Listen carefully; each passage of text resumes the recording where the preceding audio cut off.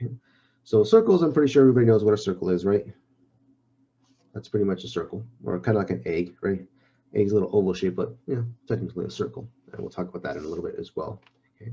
So the question is, the whole goal is we want to graph circles. Okay. And unfortunately, when it comes to graphing circles, we need it in a nice format. And this format is called the center radius equation, and it looks like this. Okay. So it's x minus h squared plus y minus k squared equals r squared. Okay. Where the center of our circle is always h comma k. Now this time it's both the opposite signs you will see. Okay, so if this is like a -5, it'll be a +5. If this is a +2, it'll be a -2 there. Okay, and then the radius is just going to be r itself. So in other words, the square root of that number. Okay? And when you use both these two things to graph itself. Okay? But before we actually get to the graphing portion, figure out is how do we convert it to this format? And that's what we call completing the square. Okay? So for example, let's suppose we have this. So we want to convert to equation. So we're going to do a couple.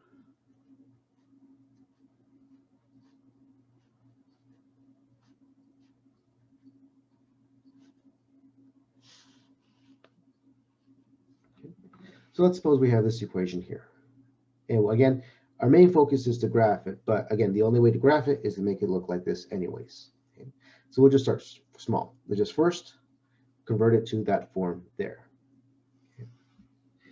So like I said, we're going to use complete the square, but before we do that, what you want to do is arrange all the x's and y's on, together. Like for example, here's x squared. So I'm just going to move this to be negative x's here. And then I'm going to have all the y's also clumped together. And there we go. So now I have x is here, y is here, and the 2 there. Now after I do this, then I'm now going to use my complete the square method. Okay. So remember, complete the square method is, but the problem is I'm going to do this twice. I'm going to do this once for the x's and then once for the y's. So you have a little practice of completing the square. Okay. So if I just put my finger over this and ask you to complete the square now we can figure out what our b term is going to be in our complete the square method, right? The b is always attached to the x value. So in this case, our b term is going to be -8. So first thing is I'm going to do -8 over 2, and I'm going to square it and see what we get. That's not too bad, right? -8 divided by 2 is -4, and then -4 squared gives you 16. So this is going to be 16. Now, according to the complete the square, I'm going to add it to both sides. So I'm literally going to add it to both sides. Right, attach it right here. So it's going to be x squared minus 8x plus 16. And just keep going.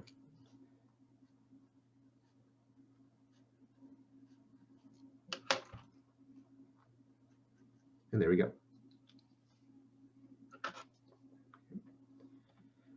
All right, so next step is to factor this side. So again, if I just put my finger over all the y's, I'm just going to factor this side.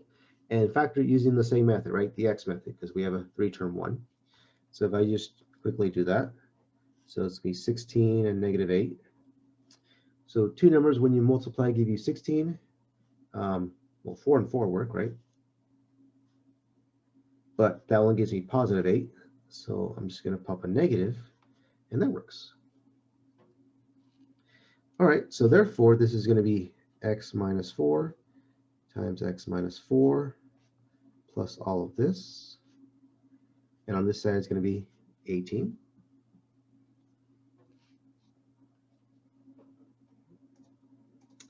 Now, here's a key thing when it comes to here and here. Remember, if I say 5 times 5, another way to write that is 5 squared, right, using the exponent rule. Same thing applies here. Since I have 2 copies, technically this is x minus 4 squared plus everything here. And notice now that's half the battle. So we're done with the x's, and we're literally going to do the same thing we did now for the y's. And notice that gives us half the portion we're actually looking for. Okay. So this is why I said you're going to do it twice, once for the x's and now once for the y's. So now I'm going to redo what I just did, except I'm now going to be using these ones instead. So therefore, I'm going to have a new b and a new value I'm going to be adding to both sides, but it's the same process. So again, if I just cover this up, I just look here now, my new b is going to be 10. So it's going to be 10 over 2 squared. So 10 divided by 2 is 5, and then you square it, it gives you 25. So I'm going to add 25 again to both sides. And just keep everything I'm not doing, just copy it down.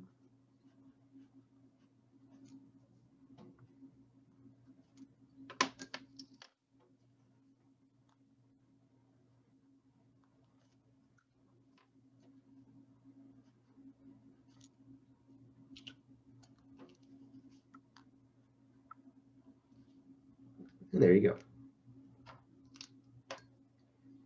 So again, now I'm just going to factor it. So same way I just did up here. So 25 and 10, 5 and 5 work.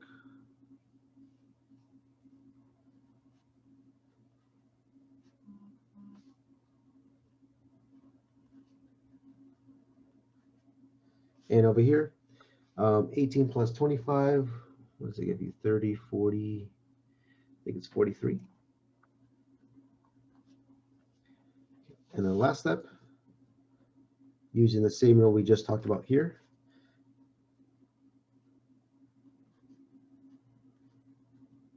And there we go. So we finally converted it. So we started from here, and we convert it to its circle equation.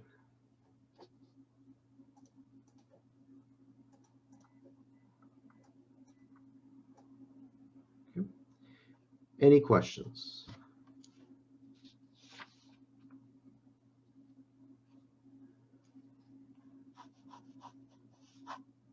No? Okay, so from here, we could do a couple things. We can find the center. So the center is always the opposite signs we see. So it's going to be positive 4 and negative 5. Okay. Now for the radius. So the radius is always equal to the square root of this number. So in other words, it's the square root of 43. Okay. So this is a case of asking like for part B. Once you have it, find the center and radius itself. Okay. So let's try some more examples.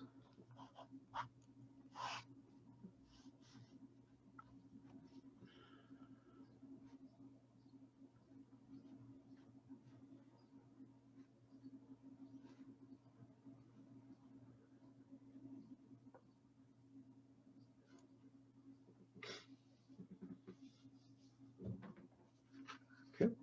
So first off, just put all the x's together and the y's together.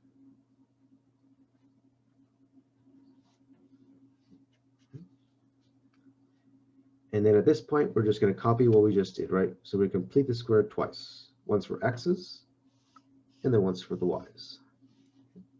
So again, if I just cover this up, it's going to be minus 10 over 2 squared.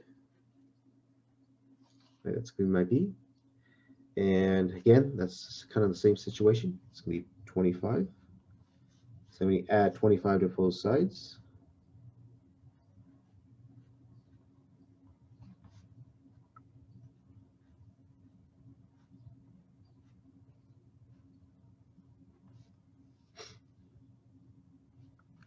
And then over here, I'm going to factor it.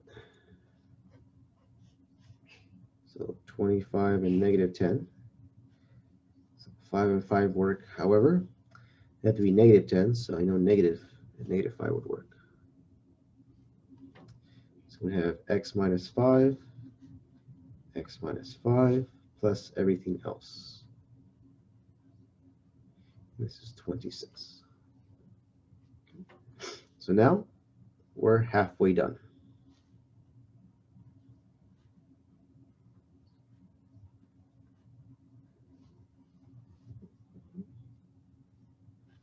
So halfway there. So now do the same thing for the y's now. So now this time b is going to be 20, so it's going to be 20 over 2 squared. So 20 divided by 2 is 10, and then 10 squared gives you 100. So add 100 to both sides this time.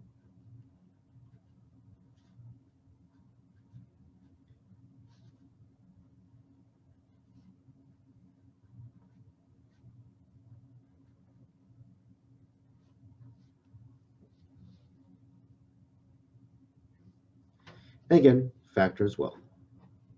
So this is going to be 100. This is 20 and 10 and 10 work. I'm glad. So hopefully you guys I can skip this quick little step. It's going to be y plus 10 squared equals 126. And there you go.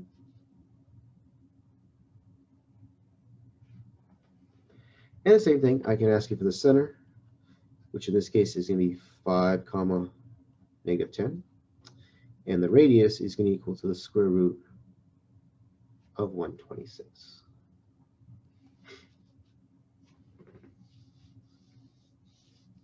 Any questions there at all?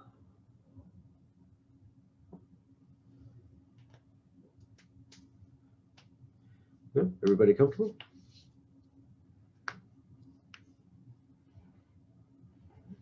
Okay, let's just do one more real quick. All right, so let's suppose you have fractions, everybody's favorite.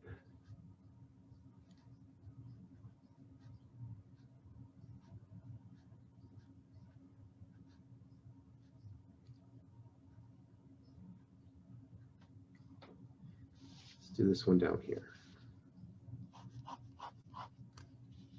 Okay. All right, so we'll bring everything together.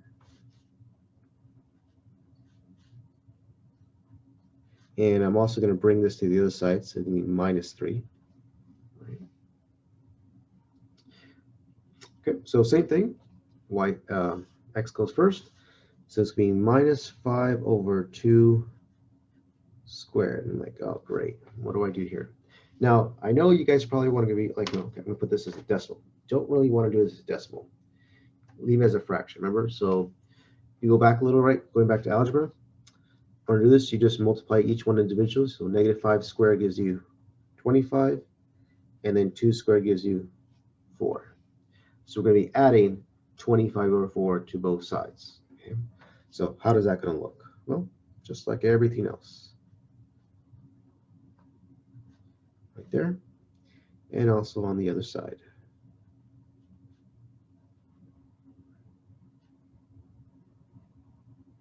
Like that.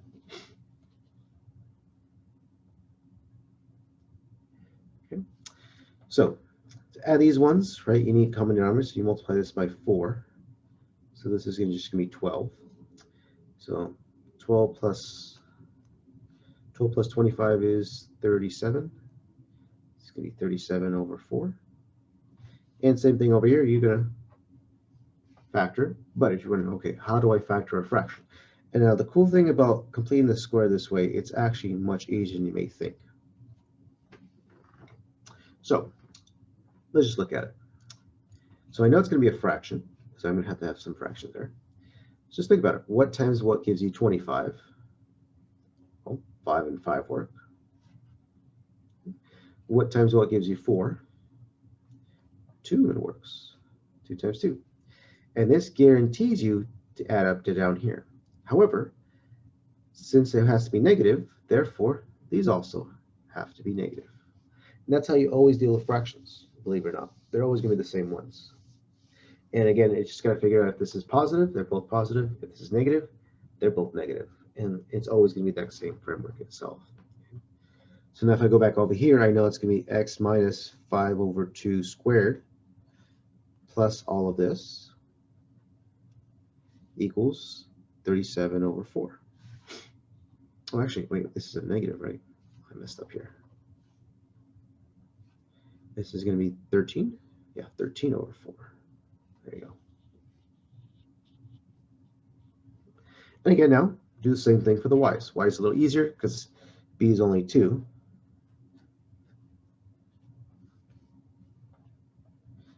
That's just going to be 1.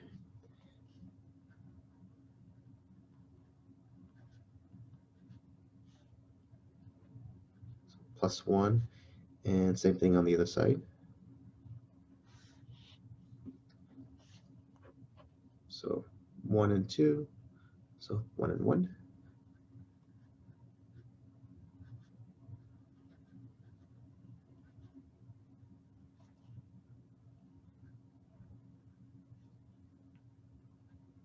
And there we go.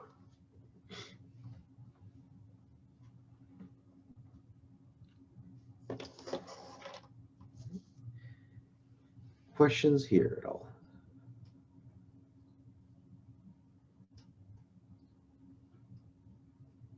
No? Everybody good?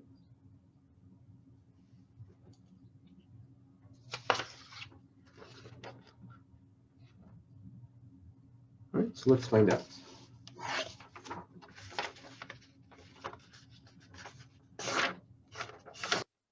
Second to last extra credit we have here.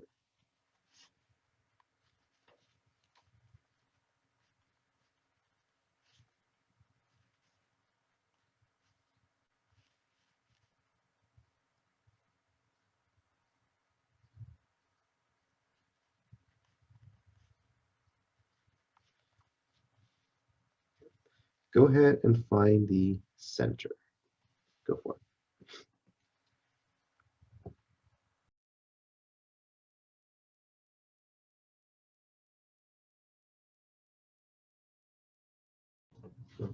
Do the same thing, find the equation, and then find the center. Try it out.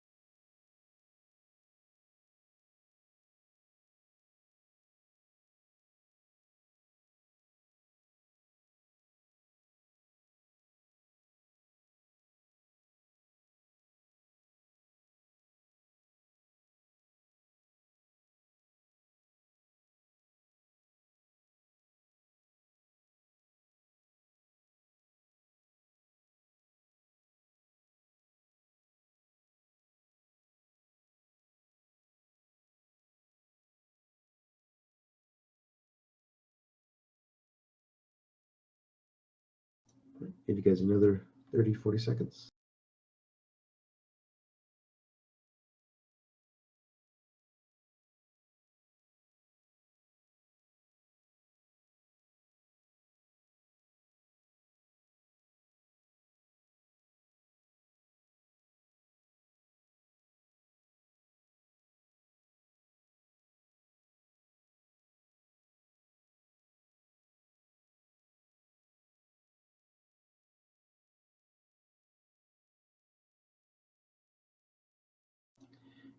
Okay, looks like we got it. All right, good. So let me just quickly go over this.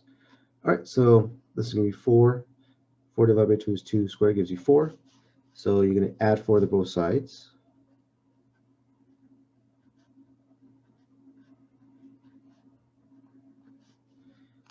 So factoring this, you would get x minus 2 squared.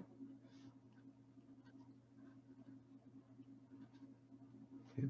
Redoing again, this is going to be negative 6 over 2 squared. And that's going to be, what's it, 9. So add 9 to both sides.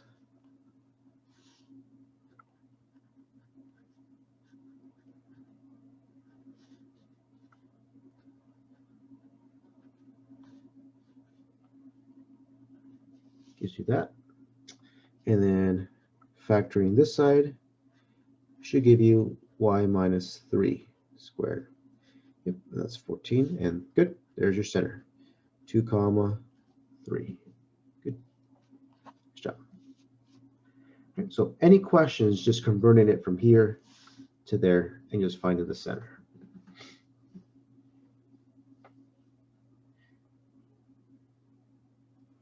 Okay, so therefore the last part is graphing this, and believe it or not, graphing these are very, very easy. If you may think, when it comes to like, holy moly, how do you find circles because you're going to be nice and perfect? It's actually not that bad. Okay, so when it comes to graphing,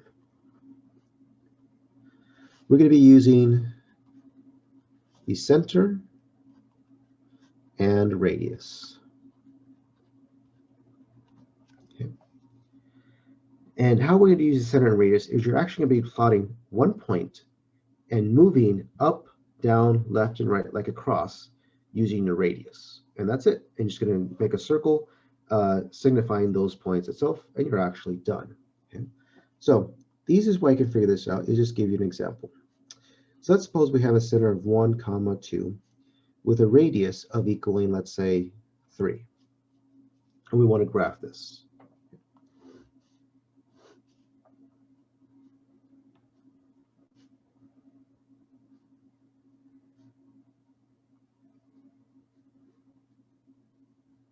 Okay. So first thing you do is just plot the center. So 1, comma 2. So it'll be right here. So that's our center. Okay. Now from the center, you're going to go up, down, left, and right by 3, and then just plot a point. So if I go from up, it's starting here, I'll go 1, 2, 3. I'm going to make a point there. Go back to your center, and I'll go down 3. 1, 2, 3. Okay. Go back to your center. Now you're going to go right and left the exact same distance. So I'm here going 1, 2, 3. And on the other side, 1, 2, 3. So you literally just made a T or a cross. Okay. So now how to finish graphing the circle is all you're going to do is connect as best you can the outer dots and try to make your best circle as possible. And that's how you graph a circle. Probably much easier than you actually thought it was. And that's it.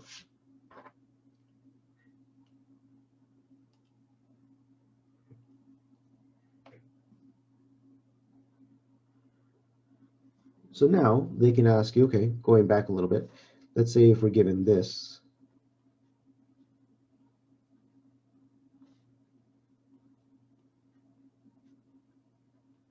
and ask you graph this portion.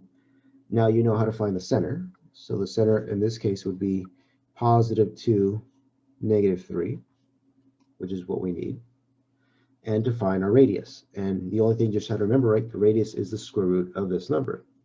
And the square root of 25 is just going to be 5. Now we have that. Again, now we're just going to plot it and graph each one itself.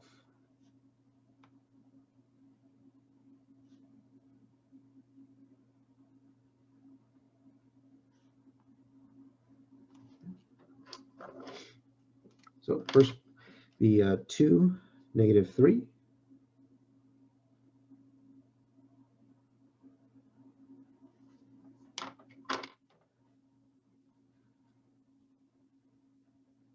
And the same thing. So we're going to go up, down, left, and right by 5.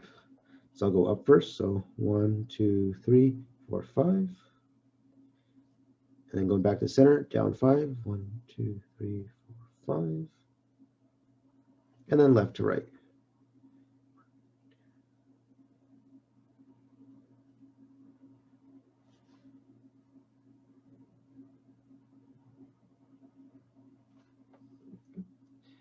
And again, just try your best. Make a nice little circle. Again, it doesn't have to be perfect because the graphs aren't going to be perfect.